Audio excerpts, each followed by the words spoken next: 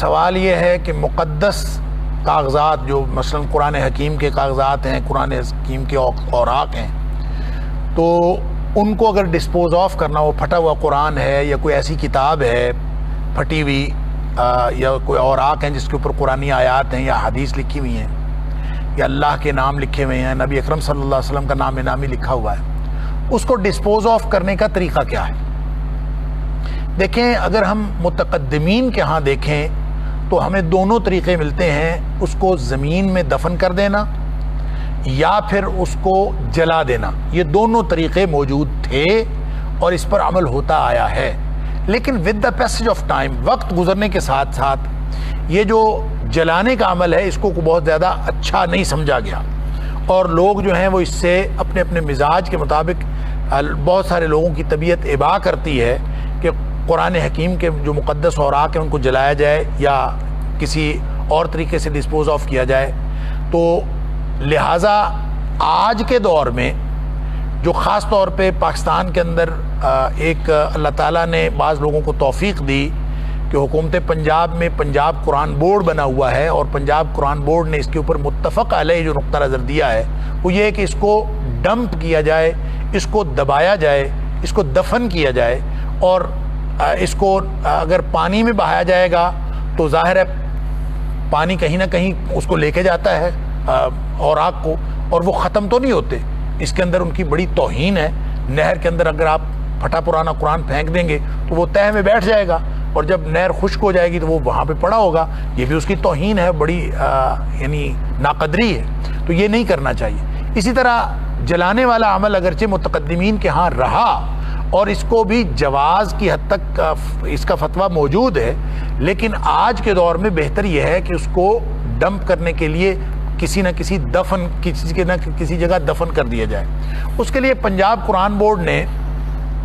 حکومت پنجاب کی نگرانی میں پنجاب قرآن بورڈ نے ایسے کنویں کھدوائے ہیں جو مقدس اوراق کو دفن کرنے کے لیے ہیں، اور پھر جب وہ کنویں بھر جائیں تو اس کے لیے ایک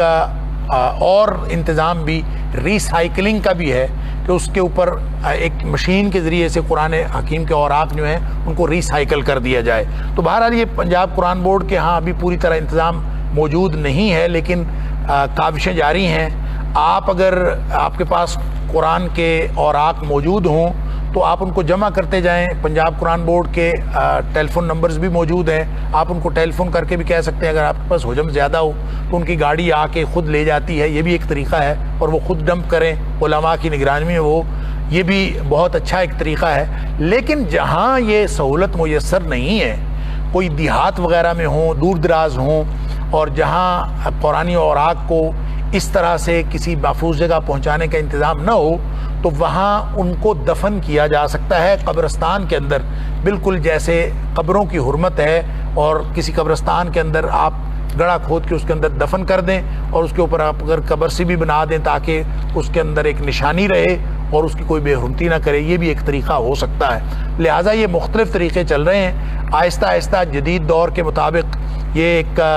پنجاب قرآن بورڈ اس کے انتظامات کر رہا ہے۔ اللہ کرے اس کے اندر جو ہے وہ پوری طرح تکمیل کے مراحل جو ہیں وہ بھی انجام پا جائیں، اور ایک مکمل انتظام بڑے پیمانے پر ہو جائے تاکہ مقدس اوراق کی قطعاً کوئی بے حرمتی نہ ہو۔ لیکن یہ جو ایک بات ہے پانی میں بہانے والی، جو سوال کے اندر بات موجود ہے کہ کیا ان کو بہا دیا جائے، قطعاً بہانا نہیں چاہیے۔ البتہ ایسے وہ تعویذ وغیرہ جو لوگ لکھتے ہیں اور کسی جگہ سے آپ کو مل جائے وہ تعویذ جو سیاہی کے ساتھ لکھا ہوا ہے، اور آپ کو یہ بھی نہیں پتہ چل رہا کہ یہ قرآن کی آیات لکھی ہیں کہ کیا لکھا ہے، کوئی ایسی چیزیں لکھی ہوئی ہوں جو جنتر منتر قسم کی چیزیں ہوں، یا اعداد لکھے ہوئے ہوں، یا ایسی مبہم عبارت لکھی ہوئی ہو، ان کو آپ پانی میں، بہتے ہوئے پانی میں بہا دیں، اس میں کوئی حرج نہیں ہے۔ لیکن جو مقدس اوراق ہیں جہاں پہ قرآن حکیم کی آیات لکھی ہوئی ہوں، ایسی چیزوں کو پانی میں نہیں بہانا چاہیے، سخت توہین ہے، اور ان کو آپ پنجاب قرآن بورڈ سے رابطہ کر کے ان کو پہنچا دیں، یا پھر کسی قریبی قبرستان میں دفن کر دیں، یہی درست طریقہ ہے۔ واللہ اعلم بالصواب۔